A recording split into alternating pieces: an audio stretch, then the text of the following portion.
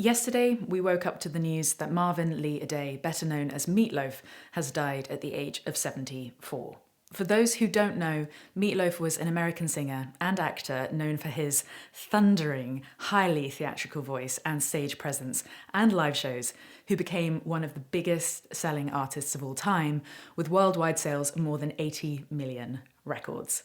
His Bat Out of Hell trilogy, Bat Out of Hell, Bat Out of Hell 2, Back into Hell, and Bat Out of Hell 3, The Monster is Loose, have sold more than 65 million albums worldwide. The first album in the trilogy still sells an estimated 200,000 copies annually and has stayed on pretty much every chart going, making it one of the best-selling albums in history. He earned a Grammy Award for the Best Solo Rock Vocal Performance for the song I'd Do Anything for Love, But I Won't Do That, one of my favourite karaoke songs of all time. As an actor, he has also appeared in over 50 movies and television shows, including Spice World, Wayne's World, and an especially moving performance in Fight Club.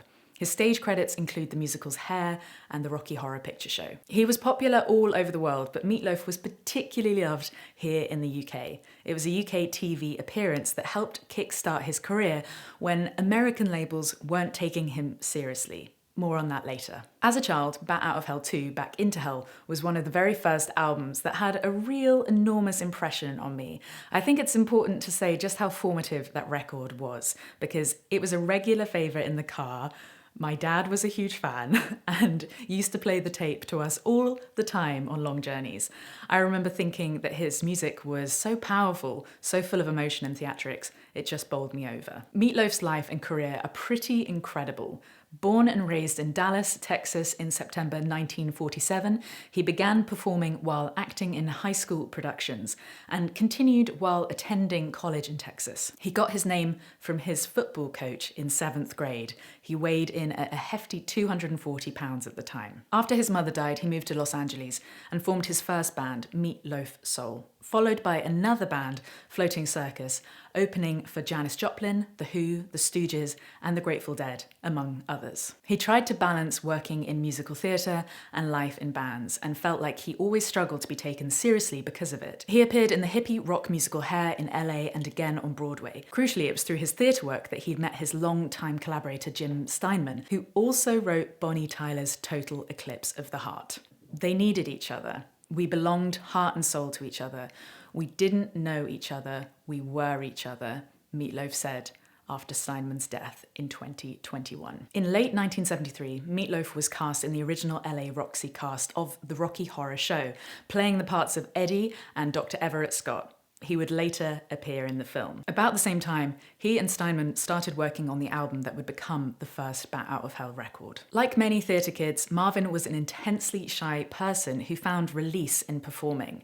In an interview with the Salt Star in 2012, he revealed he's always had to deal with social anxiety and said, "I never meet anybody much in a social situation, because when I go into a social situation, I have no idea what to do." He says that he completely freaked when having to attend a party, and he was so nervous, so scared of the idea.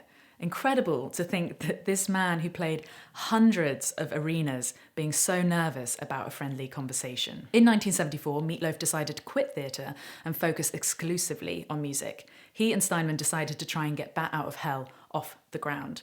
But they had an intense difficulty finding a record company willing to sign them. According to Meat Loaf's autobiography, To Hell and Back, they spent most of 1975 writing and recording material and 2.5 years auditioning the record and being rejected again and again, describing a medley of the most brutal rejections you could imagine. When CBS executive Clive Davis rejected the project, he commented that actors don't make records, and slapped down Steinman's writing abilities, worth quoting in full. "Do you know how to write a song? Do you know anything about writing? If you're going to write for records, it goes like this: A, B, C, B, C, C. I don't know what you're doing A, D, F, G, B, D, C. You don't know how to write a song. Have you ever listen to pop music? Have you ever heard any rock and roll music? You should go downstairs when you leave here and buy some rock and roll records."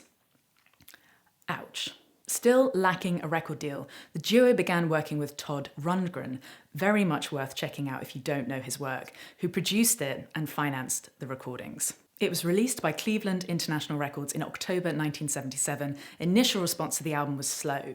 Many of the record executives at Cleveland and their parent label, Epic Records, absolutely hated it. Interestingly, it was Australian and British audiences who were the first to really get the songs.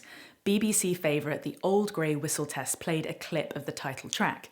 The man is a true showman, and that's what made people connect with the music. Response was so positive that they screened it again in full the following week. Buoyed by this reception, Meat Loaf and Steinman began aggressively promoting the record to US radio stations. That perseverance paid off. Bat Out of Hell went on to sell an estimated 43 million copies globally, 15 million in the US, making it one of the best-selling albums of all time. You can also see his influence in artists like Bon Jovi, My Chemical Romance, Green Day, The Killers, and Guns N' Roses. It's important to note that Steinman wrote most of Meat Loaf's best songs, but in terms of delivering them and making them successful, no one could do it like Meat Loaf. It's not an easy feat to make these over-the-top songs truly emotional pieces of work. So many people connected with them, not because they were bombastic parodies, but because they were filled with genuine, moving emotion. Let's talk about his most popular song, I Would Do Anything for Love, But I Won't Do That, from Bat Out of Hell to Back Into Hell. The song reached #1 in the charts in 28 countries. It was #1 in the US for 5 weeks and sold over 1.4 million copies there. In the UK, it topped the singles chart, and at 7 minutes and 52 seconds, I'd Do Anything for Love was the longest song to top the charts since the Beatles' hit Hey Jude. In the UK, it was the biggest hit of 1993, selling 723,000 copies. The single was certified platinum in the US and became Meat Loaf's first and only #1 single on the Billboard Hot 100 chart. It also won him that Grammy. The lyrics I Won't Do That caused a lot of confusion. Meat Loaf says, "What is that?" is the most frequent question he was asked about his career. Each mention of that is a reference to the particular promise that he made earlier in the same verse. In his 1998 VH1 Storytellers special, he even explained it on stage using a blackboard. Meat Loaf recorded 12 solo albums in total, as well as a number of compilations and live albums. He stopped touring in 2013, but was still writing and recording right up until his death. If you're interested in more about his life, check out my sources in the description below. And I'm sending all my love to his family, friends, and fans. Let's all raise a glass to the big man tonight. Thank you for the memories.